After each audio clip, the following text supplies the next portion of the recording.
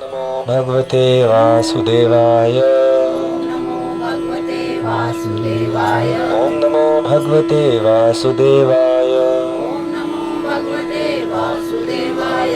नारायणं नमस्कृत्यं नारायणं नमस्कृत्यं नरं चैव नरोत्तमं नरं चैव नरोत्तमं देवीं सरस्वतीं व्यासं देवीं सरस्वतीं व्यासं ततो जयमुदीरयेत्। ततो जयमुदीरयेत्। नष्टप्रायेषु अभद्रेषु नष्टप्रायेषु अभद्रेषु नित्यं भागवत सेवया नित्यं भागवत सेवया भगवति उत्तम श्लोके भगवती उत्तम श्लोके भक्तिर्भवति नैष्ठिकी। भक्तिर्भवति नैष्ठिकी। रत्नाचल भागवतम की। तो हम लोग हैं स्कंद 4 अध्याय 7 श्लोक संख्या 46 पे। त्वम आप पूरा भूतकाल में काम पृथ्वी रसायः जल के अंदर से महासूकरः महान सूकर अवतार दंष्ट्रया अपनी दाढ़ से पद्मिनी कमलिनी वारण इंद्र हाथी यथा जिस प्रकार स्तूयमानः स्तुति किया गया नदन गूंजता हुआ लीलया सरलता से योगी भी सनत इत्यादि महान साधुओं द्वारा विजयहर्थ ऊपर उठाया त्रयी गात्र हे साक्षात वैदिक ज्ञान यज्ञ क्रतुः यज्ञ के रूप में त्वां पुरागा रसाया महासूकरो दंष्ट्रया पद्मिनी वारणेन्द्रो यथा स्तूयमानो नदल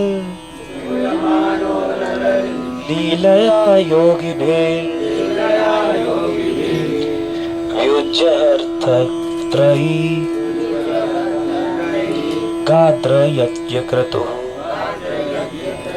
हे भगवान, हे साक्षात वैदिक ज्ञान, अत्यंत पुरातन काल में पिछले युग में जब आप महान शूकर अवतार रूप में प्रकट हुए थे तो आपने पृथ्वी को जल के अंदर से इस प्रकार ऊपर उठा लिया था जिस प्रकार कोई हाथी सरोवर में से कमलिनी को उठा लेता है।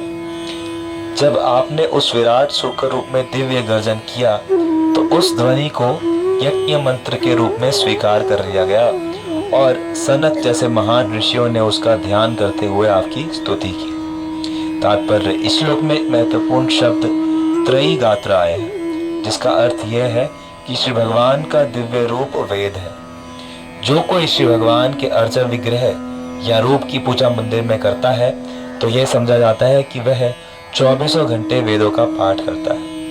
यदि कोई मंदिर में श्री भगवान अर्थात राधा रानी तथा श्री कृष्ण के विग्रहों को अलंकृत करता है तो वह अत्यंत सूक्ष्मता के साथ वैदिक आदेशों का अध्ययन करता होता है। यहाँ तक कि नव जिज्ञासु भक्त भी जो अर्चा विग्रह की पूजा में अपने आप को लगाते हैं वैदिक ज्ञान के सार भाग के संपर्क में रहता समझा जाता है। जैसा कि श्रीमद् भगवद गीता में पुष्टि हुई है, वेदैश्च सर्वे अहमेव वेद। वेदों का तात्पर्य श्री कृष्ण को समझना है। जो श्री कृष्ण की पूजा तथा सेवा करता है वह वेदों के सत्य को जानता है। तो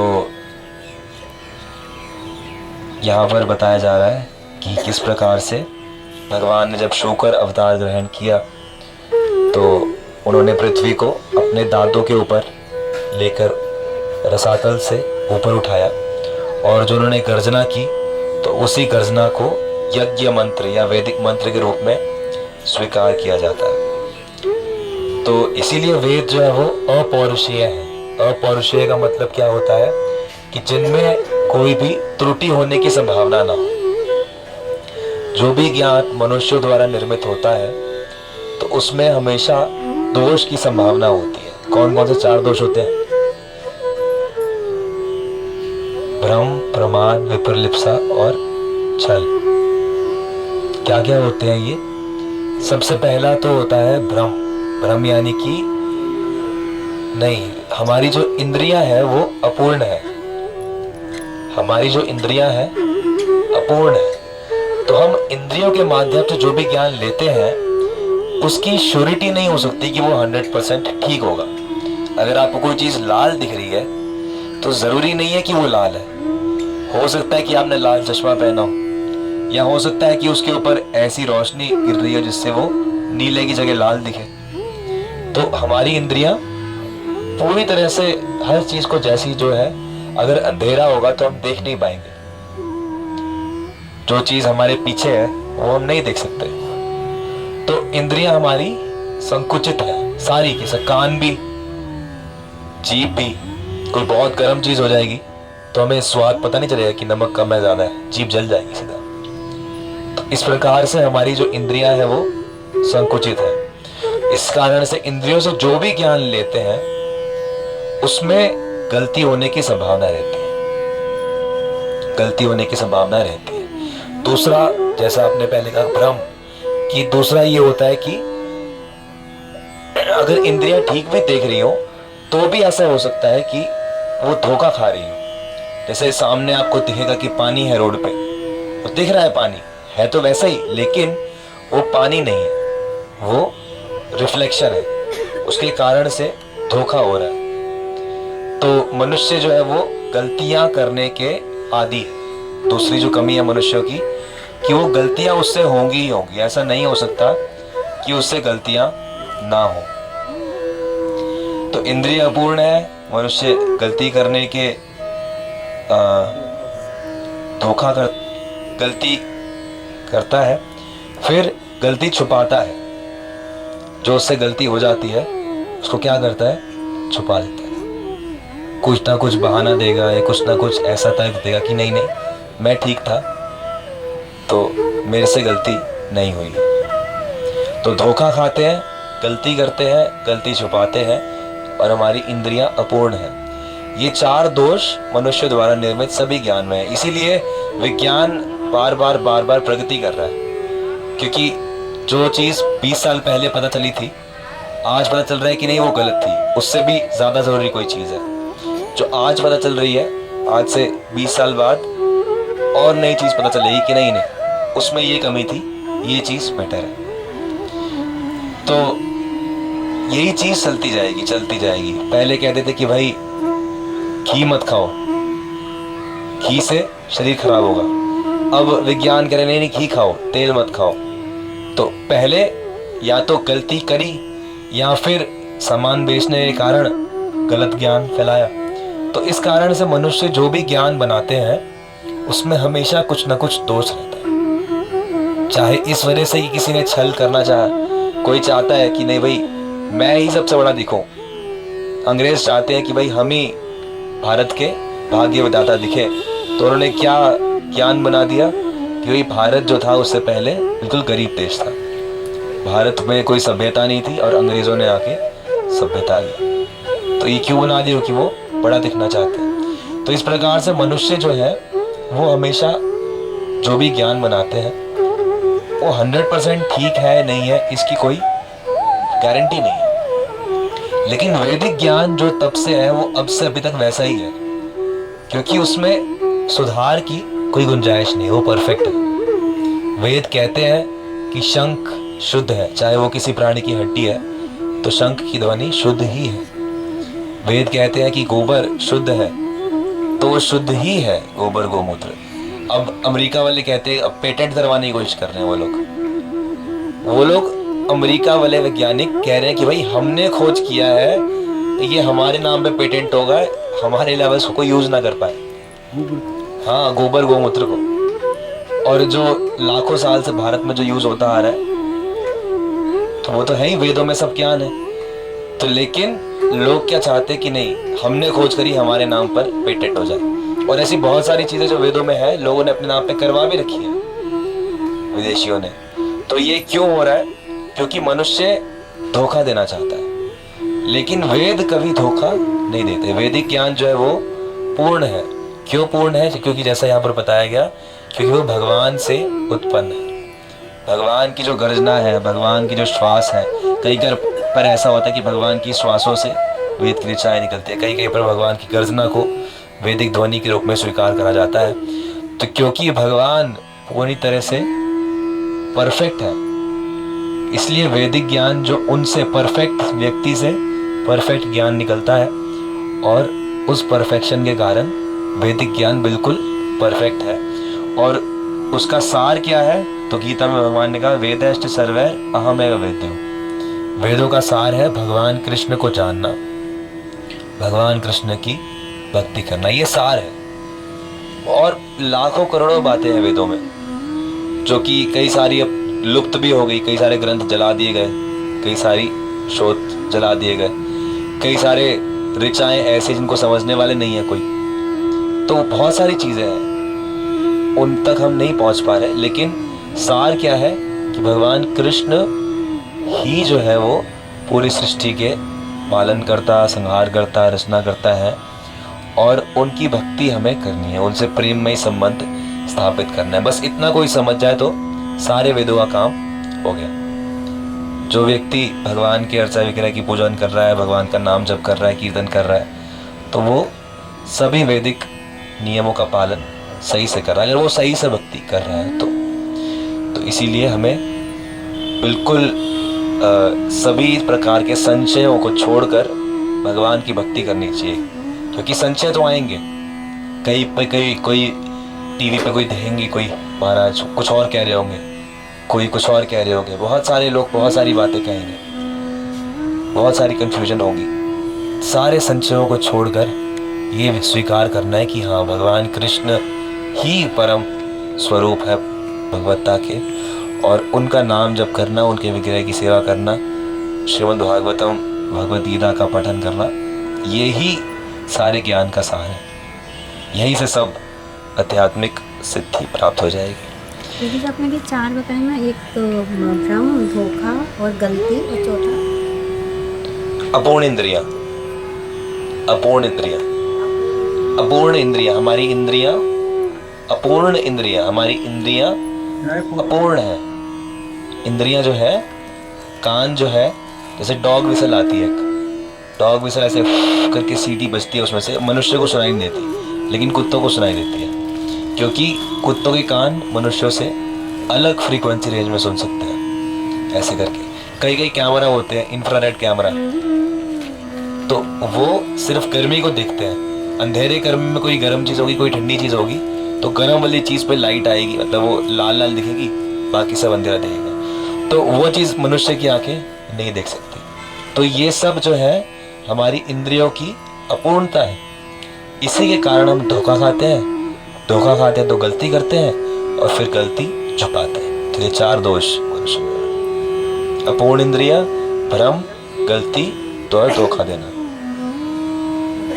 जैसे आत्मा शरीर क्यों धारण करती है? जैसे कि आत्मा शरीर क्यों धारण करती है? क्योंकि वो भोग करना चाहती है। आत्मा जो है वो, उसके ऊपर सूक्ष्म शरीर जो मन, बुद्धि, अहंकार है, उसके अंदर ऐसे संस्कार है जो कि आत्मा को ये धोखा दिलाते हैं कि भौतिक संसार में सुख है, और वो उस भौतिक संसार में सुख लेने के लालच से उसको शरीर धारण करना पड़ता है।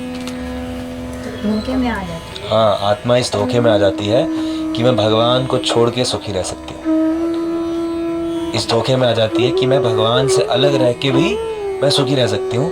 तो मेरे को अलग संसार चाहिए, मेरे को अलग अपना, जैसे भगवान भोग कर रहे हैं, भाई भगवान राजा है, भगवान भोग कर रहे हैं, भगवान के सेवक सेविकाएं हैं, तो मेरे भी हो। तो ऐसी धारणा आ जाती है, तो आत्मा फंस जाती है, और फिर 84 लाख योनियों में अलग अलग फ्लेवर भोग करती है। और इसी को ठीक करने के लिए है कि भगवान कृष्ण का भजन करो, जो कि ये मानव जन्म में ही हो सकता है। मानव जन्म में ही ये हो सकता है। मानव जन्म हम लोग वेस्ट कर देते हैं। शीतात वात वरिशन, कभी सर्दी गर्मी की चिंता में परेशान हो जाते हैं, कभी सुख दुख, कभी भूख प्यास, इसी सब में सारा ध्यान निकल जाता है, भजन नहीं होता। और इन सब से बचने के लिए हम करते क्या है, संसारी लोगों की सेवा करते हैं। हमें लगता है कि संसारी लोगों की सेवा करके कुछ पैसे मिल जाएंगे, शांति मिल जाएगी। नहीं मिलेगी। शांति सिर्फ तब मिलेगी जब भगवत भजन होगा। एक आत्मा का दूसरी आत्मा से क्या संबंध? एक आत्मा से दूसरी आत्मा का, जब वो भगवान के धाम में है तब प्रेम का संबंध है। अगर वो भगवान के धाम में है तो प्रेम का संबंध है। और भौतिक संसार में जब शरीरों के माध्यम से संबंध बनता है तो कर्म का संबंध जुड़ जाता है।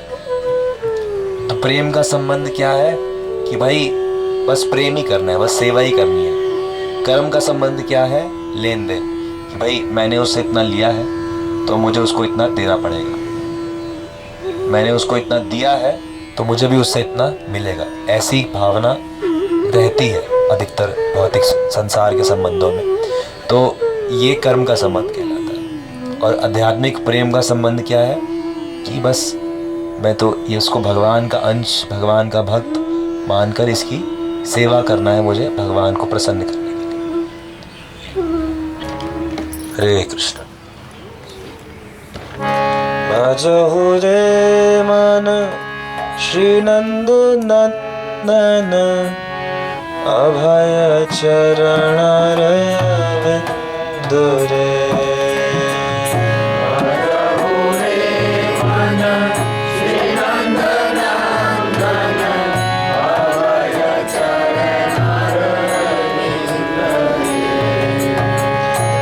भजहु रे मन श्री नंदन, अभय चरण अरविंद रे।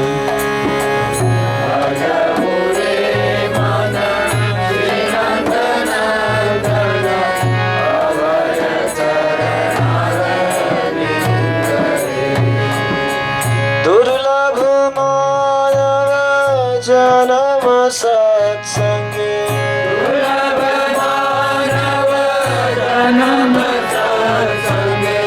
तरहु रे भव सिंधु रे।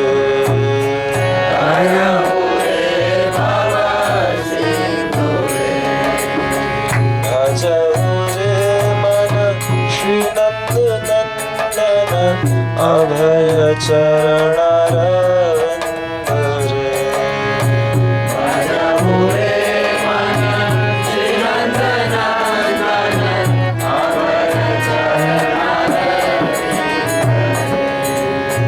शीत तप वात वरीषण, ए दिन जामिनी जागी रे।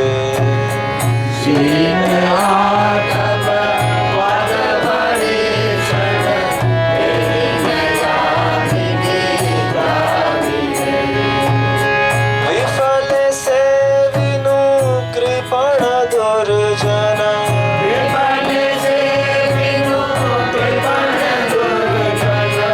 चपल सुख लव लागी रे।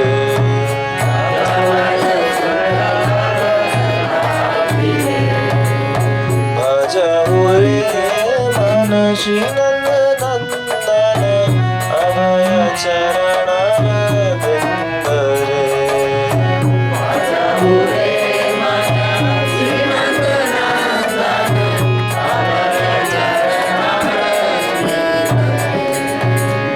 हे धन यौवन पुत्र परिजन, इथ किया छे मरती तीर।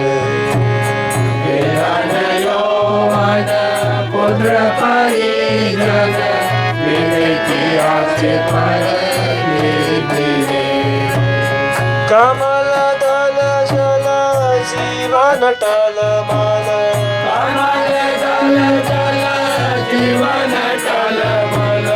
भजहु हरि पद निधि।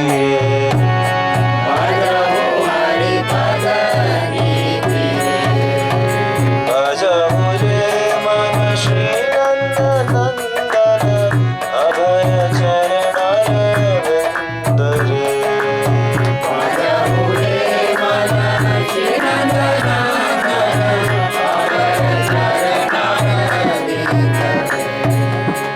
श्रवण कीर्तन स्मरण वंदन पाद सेवन दास रे। श्रवण कीर्तन स्मरण वंदन पाद सेवन दास रे।